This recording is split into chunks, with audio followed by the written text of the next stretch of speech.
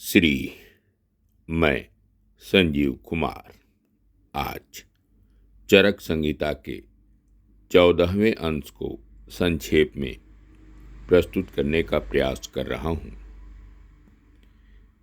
इसके शुभाशंसक हैं वैद्य सम्राट श्री सत्यनारायण शास्त्री पद्म भूषण।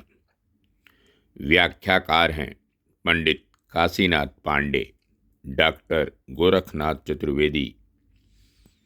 संपादक मंडल में पंडित राजेश्वर दत्त शास्त्री, पंडित यदुनंदन उपाध्याय, पंडित गंगा सहाय पांडे और डॉक्टर बनारसी दास गुप्त तथा पंडित ब्रह्मशंकर मिश्र भिषग्रत्न। जिस तरह भौरे फल और फूलों से रसों को एकत्र कर मधु इकट्ठा करते हैं, वैसे ही मनुष्य के शरीर में रहने वाले गुण अपने कर्मों द्वारा ओज को एकत्रित करते हैं। पित्त का संचय वर्षा में, प्रकोप शरद में, समन हेमंत में होता है। कफ का संचयन हेमंत में, प्रकोप वसंत में और समन ग्रीष्म में होता है।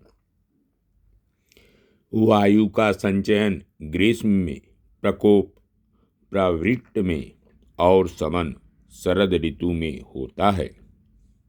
दोषों के संचयन प्रकोप समन स्वाभाविक रूप से होते रहते हैं। उचित निद्रा के लाभ। यदि निद्रा का उचित समय पर सेवन किया जाए तो वह शरीर को सुख और आयु से युक्त करती है। जिस प्रकार सत्या बुद्धि जब योगी पुरुष के पास आ जाती है तो उसे सिद्धि से युक्त करती है।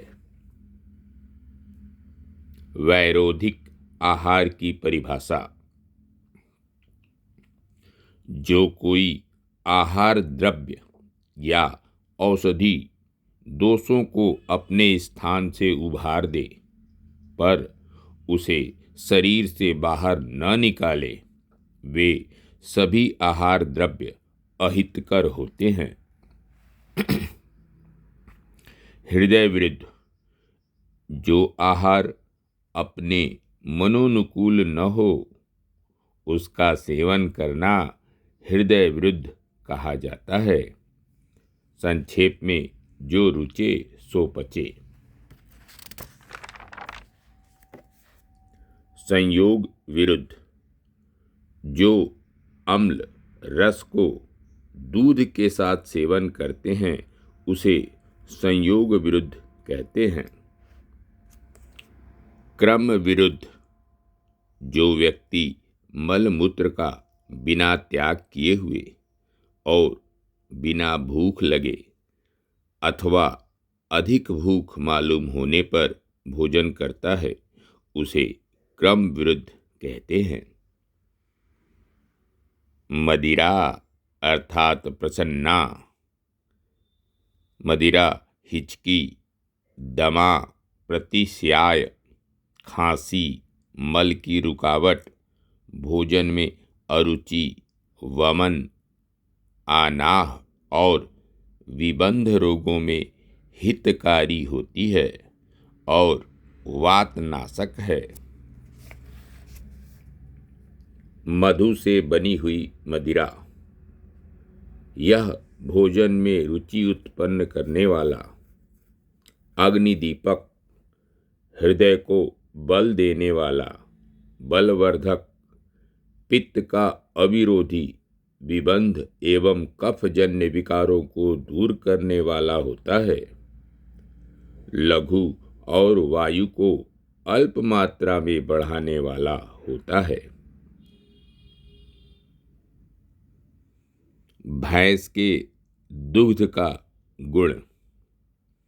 भैंस का दूध गाय के दूध से अधिक गुरु और शीत होता है, पर गाय के दूध में भैंस के दूध से अधिक घी होता है।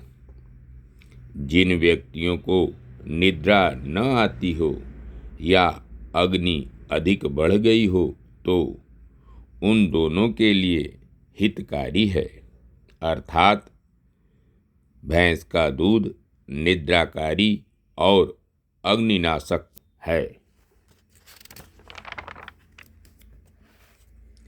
दधी का गुण अर्थात दही, यह भोजन में रुचि उत्पन्न करता है, अग्नि को दीप्त करता है, शुक्र वर्धक है, शरीर में स्निग्धता लाता है, बल वर्धक है, विपाक में खट्टा है, वीर्य में उष्ण, वातनाशक, मंगल करने वाला और मांस को बढ़ाने वाला होता है। दही पीनस, अतिसार, शीत लगकर आने वाले ज्वर, विषम ज्वर, अरुचि, मूत्रकिच्छा और शरीर के कृश होने पर दधी का सेवन श्रेष्ठ माना गया है। प्रायः शरद, ग्रीष्म, वसंत में दही का सेवन करना अच्छा नहीं होता। रक्त, पित्त और कफजन्य विकारों में दही का सेवन हानिकारक होता है। उत्तम रूप से जमा हुआ दही वातनाशक होता है। दही की मलाई शुक्रवर्धक है। मक्खन का गुण, नवीन मक्खन मल को बांधने वाला, अग्नि को तीव्र करने वाला और हृदय के लिए हितकारी होता है। ग्रहणी एवं अर्श को दूर करता है, अदिंत और अरुचि रोग को नष्ट करता है। घृत अर्थात घी का गुण, सामान्यतः घी स्मरण शक्ति, बुद्धि, अग्नि, वीर्य, ओज, कफ और मेदा को बढ़ाने वाला होता है। वात, पित्त, विषजन्य विकार, उन्माद रोग, राज्य यक्षमा अर्थात टीबी, शरीर की अशोभा और ज्वर को नष्ट करता है। यह सभी स्नेहों में श्रेष्ठ है। वीर्य में शीत, रस और विपाक में मधुर होता है। विभिन्न द्रव्यों से संस्कारित होने पर इसमें 1000 गुनी शक्ति आ जाती है, अतः हजारों कार्य करने वाला होता है। धन्यवाद। नमस्कार। शेष अगले अंक में। मैं संजीव कुमार।